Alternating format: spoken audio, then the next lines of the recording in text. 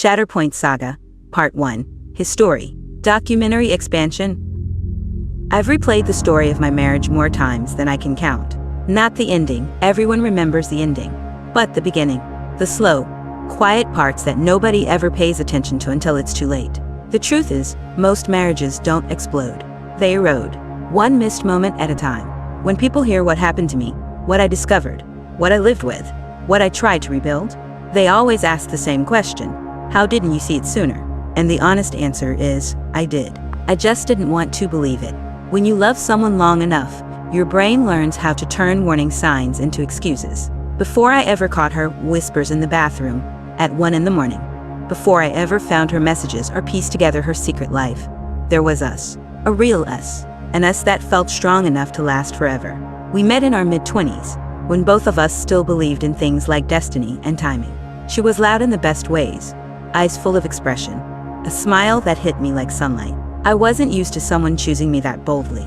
My whole life up until then had been built around trying not to take up too much space. Childhood will do that to you.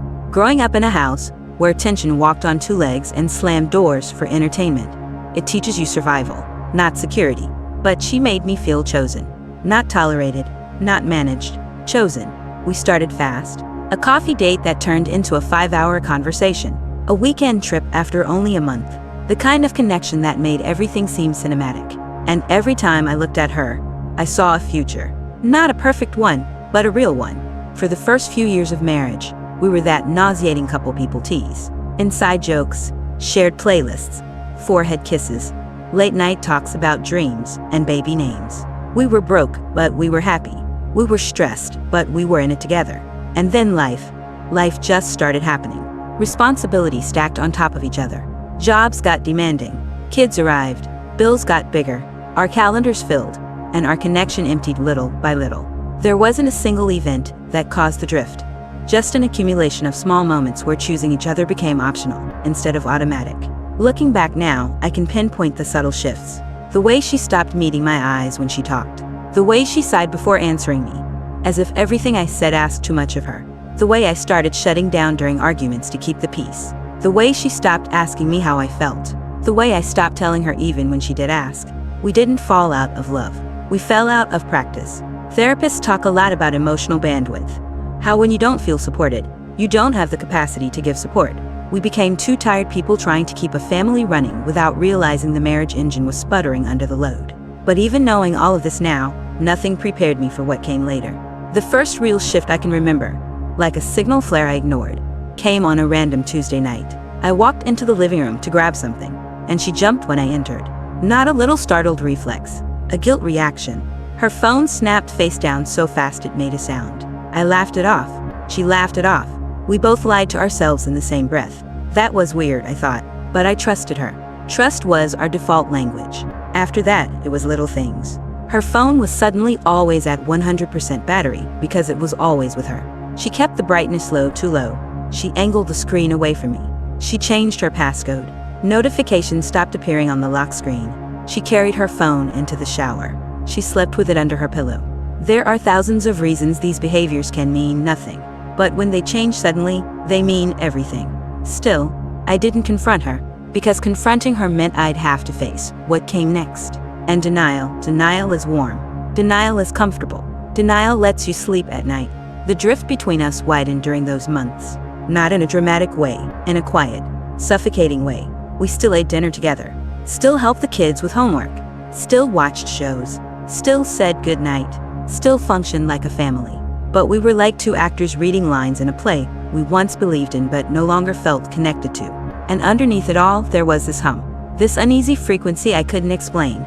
Like standing near a machine you know isn't functioning right. Something was off, and my body knew it before my mind did. The night it happened, the night everything broke, wasn't special. Nothing dramatic led up to it. We weren't fighting. We weren't distant. We weren't anything, really. We were just tired. I fell asleep on the couch watching a documentary. One of those long episodes where the ending doesn't matter because your eyes close halfway through. I woke up to silence. The kind of deep, thick darkness that feels like it's listening to you. The TV was still on. The house felt wrong. Too still? Too cold. I got up, rubbed my face, stretched. The bedroom light was off. The bed was untouched. And then, the light. A thin ribbon of brightness leaked from the guest bathroom. The door was almost closed, but not quite. At first, I assumed she wasn't feeling well. Maybe one of the kids needed something. But as I got closer, I heard her voice. Soft, whispering, intimate in a way she hadn't spoken to me in a long time. Then a small electronic chime cut the air. A notification. My heart didn't speed up, it dropped. Straight down. It wasn't panic. It was recognition. Some part of me already knew the truth, and had been waiting for the rest of me to catch up. I pushed the door gently. She flinched like she'd been burned. Her hair was wrapped in a towel. She sat on the edge of the tub. Her phone glowed in her hand like a secret she wasn't ready to surrender. "Oh my God," she said, clutching her chest. "You scared me." But the fear in her eyes wasn't surprise. It was exposure. "Who are you talking to?" I asked. She hesitated. "Too long. Far too long. Just work stuff." At 1 a.m, in a locked bathroom. Whispering. "Give me the phone," I said.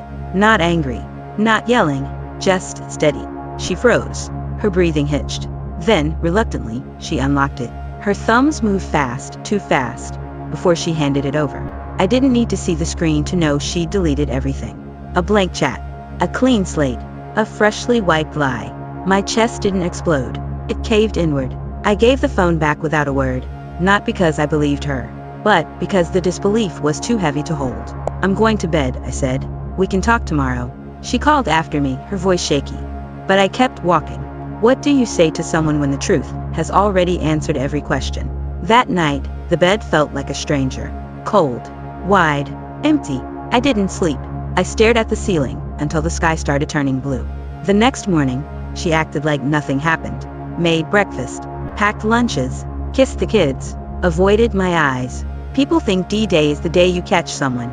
But for me, it was the day I realized every moment of suspicion before. That wasn't paranoia. It was intuition screaming to be heard. When she left for work, I opened her cloud backups. And the world changed. I didn't start the morning planning to destroy the version of my life I thought was real. I just wanted answers. Honest ones. Not the kind that get filtered through guilt, or fear, or whatever story she needed to tell to make herself look better. When she left for work, I sat in our kitchen staring at the spot where her phone had rested the night before. Something in me changed. Something hard. Something cold. Like a cracked bone finally snapping into place. I opened her cloud account. People forget how much technology remembers for us. Even when we try to forget for ourselves. The first things I saw were normal pictures of the kids. Receipts from online orders. Calendar events. But then I found a folder that didn't belong. It was buried in a system-level backup. Not easily visible. Not something you'd find unless you were looking for things you weren't supposed to find. Inside were thumbnail previews. Not the photos themselves. Those had been deleted. But the cloud, in its infinite cruelty, had kept echoes of them. Blurry outlines. Half-loaded images. Metadata. I clicked through them slowly. The first few were innocent enough. Her at the gym. Hair tied up. Workout mirror behind her. Then more mirror selfies angles I recognized. But poses she hadn't sent me in years. Then shirtless pictures of a man. Not explicit, but deliberate. Something inside me twisted. Not anger, not heartbreak, embarrassment. I felt stupid. Stupid for trusting. Stupid for ignoring signs. Stupid for believing that distance between us was just stress and not something, or someone, filling the space. I scrolled further. Audio clips. Low quality, fragment-sized, saved automatically. Her voice, soft, laughing quietly. Calling someone "you're so stupid" in a way she used to say to me when we flirted. The guy's voice, muffled, distorted, but undeniably male, laughing back. That clip broke something. Not in a dramatic, explosion kind of way. It snapped like an old rope giving out under weight. I pushed away from the screen. My hands were shaking. My mouth was dry. My heart felt like it was beating in my throat. I walked around the house in circles, not even realizing I was doing it. I'd always pictured infidelity as a sharp wound. But this was a dull, bone-deep ache. Like grief. Like mourning someone who was still alive, but already gone. I sat down, opened my laptop again, started digging deeper. Call logs, message timestamps, deleted contacts that still left traces in the system history. He wasn't just some random guy. He was a coworker. A familiar name, a man she'd mentioned before, casually, dismissively, as annoying. People downplay the ones who matter most. Not because they don't want to talk about them, but because talking about them makes the lie too close to the surface. I found weeks, months of nightly conversations. Deleted, but not erased. You can wipe a message, but you can't wipe the record of when you sent it. Hundreds of messages, thousands of minutes of calls, time spent talking to someone else, while I sat in the living room thinking she just needed space. My stomach turned. I felt like I was drowning in a pool of facts I never asked for. The house around me, our home, suddenly felt like a crime scene. Every room held memories we built. But now every memory had a shadow behind it. When she got home that day, she knew? She knew from the look on my face that she had run out of versions of the truth she could protect. "Can we talk?" she said. I didn't answer. I just turned the laptop toward her, showing her everything in one silent sweep. She sank into the chair, covering her face with her hands. I waited. I didn't say a word. Silence can be louder than yelling. "It wasn't supposed to be anything," she whispered. "That line, God, that line. People who cheat think saying that softens the blow. It doesn't. It makes it worse. Because if it wasn't supposed to be anything, then they knew what they were doing before they let it become something." "How long?" I asked. She hesitated. That hesitation was its own confession. "A few months," she said. "The truth, it was longer." "How far did it go?" She looked away. Emotional, mostly. Some pictures. Some flirting. "Did you meet up?" "No," she said quickly. Too quickly. The kind of quick that means I rehearsed this answer. My voice didn't raise. My hands didn't shake. I felt empty. "You can tell the truth. Or you can tell the version that hurts less," I said. "They're not the same." Her eyes filled. "I swear, we didn't meet. We thought about it, but we didn't." Thought about it. Past tense as a defense. As if intention isn't betrayal. Our daughter walked into the room at that moment. Tears in her eyes. "Why are you two yelling?" she said, and it hit me. I wasn't just losing a marriage. I was losing the world we built for our kids. We told her everything was okay. We lied. After the kids went to bed, we talked again. Or tried to. She told me she felt lonely. Unseen. Undesirable. Overwhelmed. Invisible. She said work became her escape. He became her escape. Their conversations made her feel alive again. Wanted. Validated. Part of me wanted to scream. To say I've been lonely too. To say why didn't you come to me? To say why didn't you fight for us? But instead, I apologized. "I'm sorry I didn't make you feel seen," I said. And the second those words left my mouth, I realized how trapped I was inside old childhood wounds. Always taking blame to keep the peace. Always absorbing the damage so the house didn't explode. She cried harder. But her tears didn't feel like regret. They felt like mourning. Like she was grieving the version of herself she pretended to be. We agreed to try therapy. To try boundaries. To try anything. But something in me had splintered. The next few weeks were a blur. Counseling sessions where we spilled our childhood traumas onto the floor like puzzle pieces. She opened up about her past. Feeling unloved growing up. Searching for validation. Needing attention to feel real. I talked about my fear of conflict. How I shut down to avoid recreating the chaos of my childhood home. How my silence made her feel abandoned even when I was sitting right next to her. The therapist told us that affairs don't start with sex. They start with silence. With the moment you stop talking and start hiding. We were both hiding. For different reasons. In different ways. With different consequences. For a while, we tried. We held hands again. We had honest talks. She blocked him everywhere. She deleted apps. She left her phone on the table face up. But trust doesn't regrow like that. It's not a plant. It's bone. It breaks. And even when it heals, the scars change the shape forever. I'd find myself watching her when she didn't know.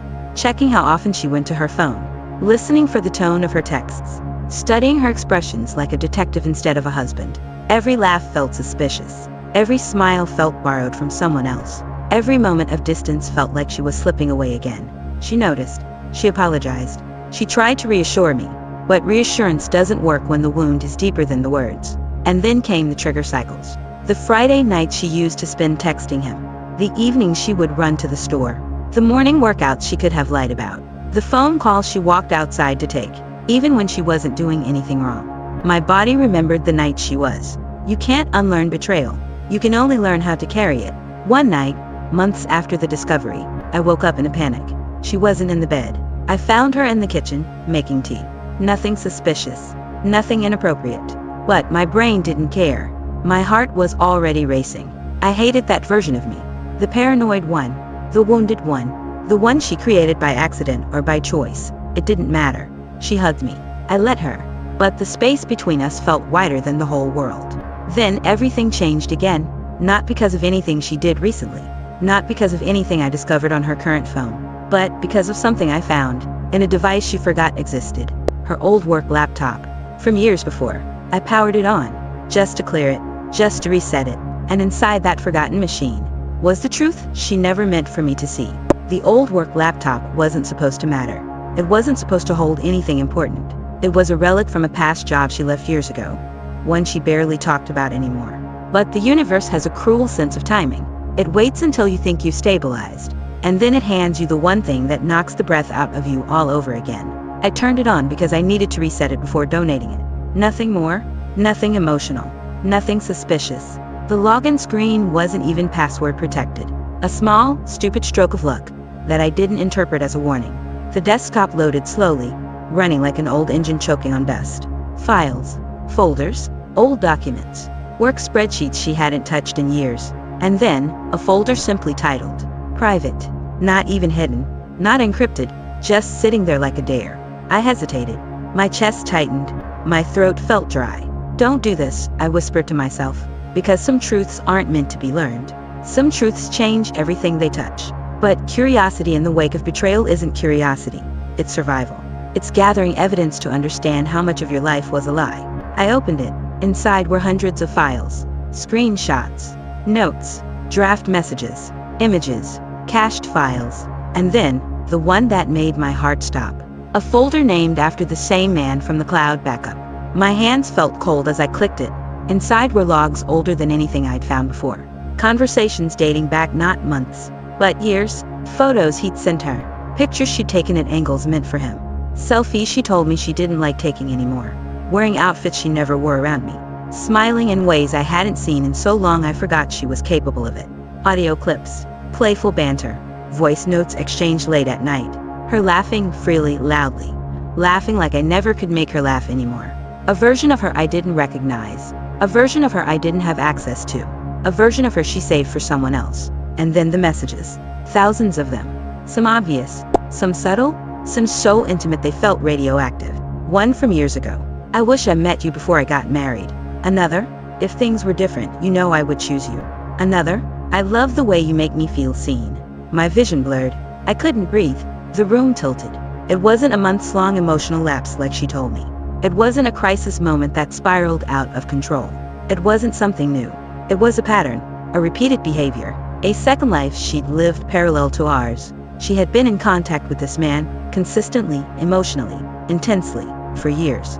Through pregnancies, through anniversaries, through holidays, through milestones, through fights, through reconciliations. She didn't cheat because she felt unseen.